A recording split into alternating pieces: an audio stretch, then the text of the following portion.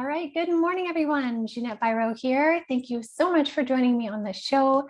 I hope you guys are doing really well and having a great summer so far. Today, there's some really neat messages, and the main umbrella-like message, so the one that encompasses everything I'm going to talk about today, is let me try this again. Reassurance from Spirit. That is what they want you to know, reassurance. And it's specifically reassurance of the golden light. So what is the golden light? First of all, golden light frequency is a frequency of consciousness that is available on our planet. It is one of the highest vibrating frequencies of consciousness. And this is something that has been dormant for a long time. But last summer, again, to my experience and my awareness, a lot of it became available. It was awakened. Now, the really interesting thing about this golden light frequency is that it is embodied within the trees on our planet. The trees are this amazing wheelhouse of information, almost like an ancient library of energetic information. You could almost compare it to the idea of like DNA within our bodies is full of information. So the same thing within the trees. The trees have been guardians of this golden light frequency. And they were to hold the consciousness of this golden light frequency until a time in which the planet has opened and ascended, meaning humans more so, have opened up, awakened, and ascended enough to be able to access it. Now, the fact that I'm talking about this, and I would imagine there's many others talking about this, means the time for accessing this golden light frequency is here. And so that's why this message today is reassurance of this golden light frequency, or from this golden light frequency, the fact that we have the ability to start accessing it.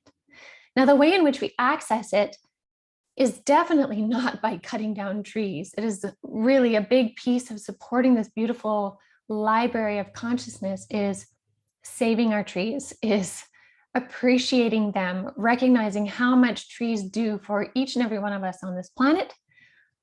But it's in connecting with the frequency of Earth. If you want to go ahead and hug a tree, you could imbue that frequency that way, absolutely. But you can also just focus on the raising of your consciousness, the raising of your vibration to be able to merge with the frequencies of the planet of Mother Earth and trees. And so it's simply, I say simply, but it's simple, yet it's not simple, because in order to access it, we have to get out of our way, right? We have to allow our frequency to rise, and we all know how good we are at getting in our own way. So it's in a sense a simple concept, because once you reach that frequency, then a lot of consciousness is available. So what does that look like? It basically, for those of you that would be able to access it, and I believe we all have the ability to access it, just like I believe we all have the ability to talk to Spirit, to communicate with Spirit, to build that relationship with them. We all have the ability to access this golden light consciousness. It's just about getting your frequency to a place where you can. And once you can, the trees can come alive in many different ways. And this is one of the experiences I had while I was away the first time, was the trees of the forest. And maybe this will sound a little bit silly to you, but to me, it was such a visceral experience. Is I was paddleboarding on the middle of the lake. And I sat there and I was talking to my guides, having these beautiful conversations and understandings. And they were talking about the importance of not only spiritual awakening and spiritual consciousness, but also taking that awakening and consciousness and becoming what they called stewards of the land. And these stewards of the land was doing your part in whatever way possible to help Gaia, to help our planet, to help the land and the waters, doing something, whatever that is for you. And so as I was talking and, chatting with them, and to me, being on my paddleboard in the middle of the lake, like that is my Zen space. It's fantastic. I'll bring my coffee out, paddle out, put my coffee in front and sit on the paddleboard and just be. It's fantastic. So anyways, I'm sitting there and then I notice the trees around me, and the whole lake is surrounded by forest. And I notice the trees coming alive. And that doesn't mean they're moving around or anything, but I could start to recognize their consciousness. And the collective consciousness of the forest essentially said to me, we have been here because, I mean, we've been going to the cabin for decades. And they said, we have been waiting for you to see that we see you. And as I scanned all the trees, it's as if I could see them all staring at me. And it was fantastic. I realized how much more they could come alive. And I always felt that trees and plants, just as animals have energies, have spirits. I mean, I remember a piece of a lifetime in which I was a cedar tree. And I remember when I first came across that years and years and years ago, I laughed. And Spirit was like, it'll make sense to you. And it's funny, over the years, there's different things that come up that it makes sense. And so when I saw the trees and they were speaking to me, again, through energy, through thought, I realized the level of life force that we have on our planet is even more than many of us think it is. Like, everything can come alive in some form. And so for me, the trees came alive, and that's where a lot of this understanding of golden light deepened for me. And it was just stunningly beautiful. And so these are the different things that the planet, my guides, the trees, the consciousness of our forests wanted to share. And so the first, like I said, was the golden light frequency that is here for all of us to tap into. So the more that you can spend time in Mother Nature, connecting with, noticing the subtle energies, even talking to nature like you would your guides. Like, we all know, if we look at a plant, for example, if you plant a plant and you put it in your kitchen and you leave it, you water it, it'll grow. But if you plant that plant, put it in your kitchen, and when you're watering it, you love it, you send it love energy, appreciation, gratitude, you talk to it, those frequencies that you're emitting will add to the frequency of the plant. And there have been different studies that have been done, or different experiments, that's the word, where plants that are talked to, loved, and all that will actually flourish more than ones that aren't. And so there's this response and reciprocation of energy with all things, right? We know that if we foster a relationship with somebody, it's going to bloom into something beautiful. Just as if we foster a relationship with our pet, that bond is going to bloom. The same thing goes for nature. If we foster the relationship with nature and we speak to it in a similar way to how we speak to spirit, because many of you watching this or listening, you guys obviously are in a place where you're open to communicating to spirit and talking to spirit, and knowing that when you talk, they listen, even if they don't answer in a very 3D tangible way, you know they hear you. The same thing goes for nature, and the same thing goes for the energy of Mother Earth or Mother Gaia. It's all connected, just on different levels.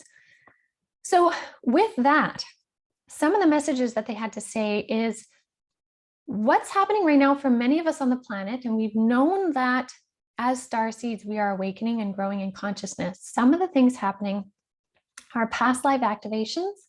So memories or snippets of understanding from past lives that are helping us to step into the roles that we're meant to have now. So I say that because the information or the understanding was, get curious about things that make you feel like you've seen it before, you are really ahead of your game on a certain skill or knowledge or ability, and you're like, I don't know where it comes from. A lot of those things are these past life pieces that are igniting into consciousness right now to help you embody who you're meant to be now for the purpose of change on this planet. Now, the other thing that they talked about too was there is a growing and an opening of Christed consciousness within each and every one of us. Now, for some, the word Christ is a direct correlation to Jesus Christ. And it's not that Jesus's last name was Christ, but rather he embodied fully a Christed consciousness. So a Christed consciousness can be embodied in many. It is a heightened, ascended consciousness. And that's what is opening up within everybody. And the root of that consciousness is love, the ability to see through the lens of love. And I'm not saying see through the lens of rose-colored glasses where we're ignoring other things, but it's more like seeing through the root of love, which is compassion and a willingness to understand even things that you don't agree with. finding a way to understand where that came from. That's like a Christic consciousness. And when we can, there's many more parts to it, but when we can start to see through that lens, our whole perspective of the way in which this reality works drastically changes. We become more powerful in our sense of self, in our ability to manifest, in our ability to let go of karmas, to not create new karmic energies, to really live a more fruitful life, not bogged down by the drama of 3D. It's all about stepping into that Christic consciousness, which really is about getting to know yourself. So that then leads into the next piece was, they said there's a real value as we go through these next phases of change. Remember, we're going through massive change from 2020 to 2024, to hold your center. The amount that you know yourself now is significant. And they're saying, don't lose sight of that for anything.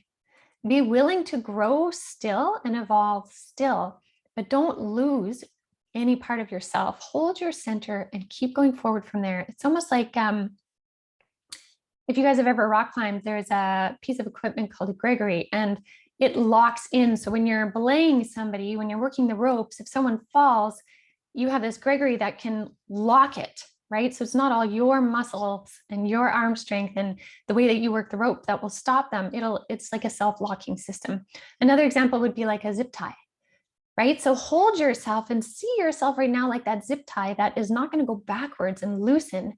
You're just going to get stronger in your sense of self, because we're really going to need that as we move forward. Again, as we start this uphill climb that is happening kind of around the fall time. Yes, we're going up, but an uphill climb, as you guys all know, if you've been hiking, it takes some grit, takes some determination.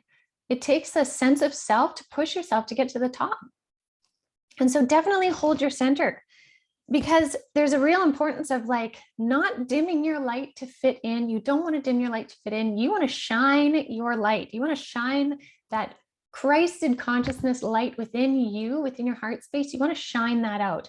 You want to allow all the pieces of you to shine brightly and be expressed in the way that feels right with you. Again, the journey on this planet right now that matters is yours. And when you live that journey from a place of compassion, you ripple that energy out into others, and it inspires others to live from their place of compassion. And here's the thing, when people are living their purpose from a place of compassion, they are then more compassionate to other people and wanting to help other people because they're feeling fulfilled.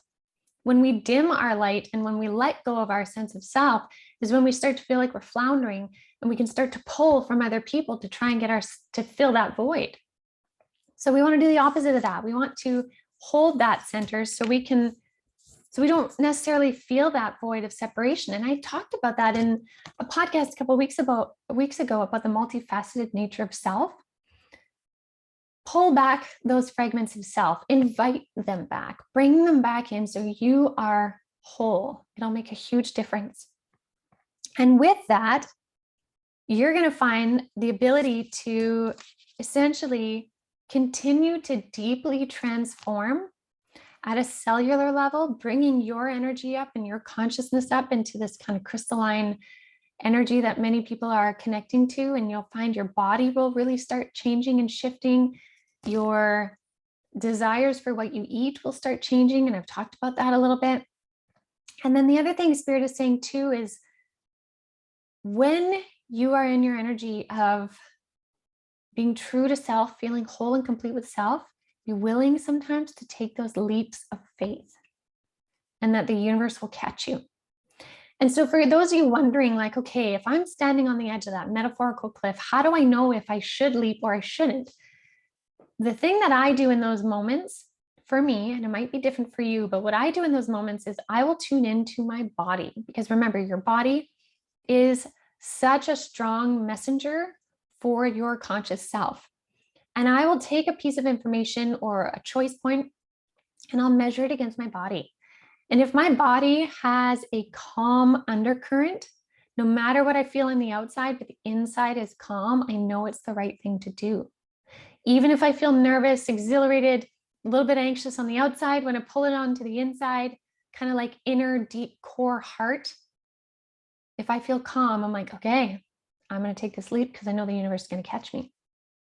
The times when I don't take the leap is if I feel that anxiety and I feel into that center point and it feels erratic too, or it feels like it's screaming no, or feels very unstable or wobbly, then I know that that leap is not for me.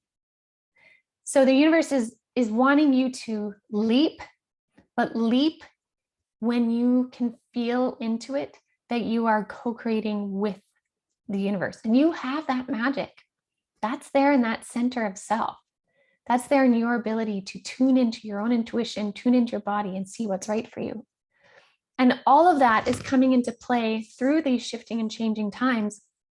And as we step into accessing and opening more of this golden light consciousness, we're going to be asked to take these moments of leaps of faith where we maybe abandon an old story that we realize no longer applies, but maybe we don't know what the new story is. And so we're in that intermediary space where we feel really vulnerable.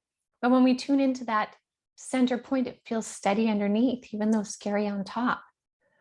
And what that does is it makes space for more golden light frequency, understandings, consciousness, and all of that to step in and kind of move through your cells, move through your being, and move through your consciousness to bring your awareness up higher. And the more of us that connect into that, the more that we have the ability to shift the frequencies on the planet. And the thing that is most important to bring this all together is, sure, we are here as a soul and our journey really matters, but our journey is also deeply connected into the cosmic journey of the collective, the cosmic collective, the greater worlds beyond worlds, and how our world fits into it. The journey of our planet as a whole, and the journey as ourself, this trinity between those things. And so when we can recognize the value of knowing ourselves and connecting into it, knowing the planet the best we can and connecting into it, and knowing spirit or the cosmic realms and connecting into it, we are really stepping into this multifaceted consciousness, golden light consciousness, Christ consciousness, all of that. So I share that with you guys, and I'm really curious how you feel that kind of unfolds for you, how it blossoms, how it shows itself to you. For some, it might be a really significantly profound experience. And for others, it might be little bits at a time that if you journaled it and then you look back 2-3 months, you realize how much has changed for you. There's so many different ways. But the other thing that's interesting is we are stepping into, and yeah, Spirit's reminding me because this came out in the card reading, we're stepping into also a week this week of fated events, synchronistic events for you, synchronistic alignments to get you on your path. There's a big energy of that this week. So this is all tying into embodying, embodying, holding your frequency, stepping up in consciousness and recognizing the sacred vessel that you are and the purpose of why you're here. It's so big and it'll continually be unraveled. So I hope that helps inspire you guys a little bit this week to notice what you notice in the world around you, to embrace the things that are happening. Again, continuing to release the things that you don't need, but like really filling your energetic cup this summer to really like fill that fuel tank of goodness for you before we start this next uphill climb.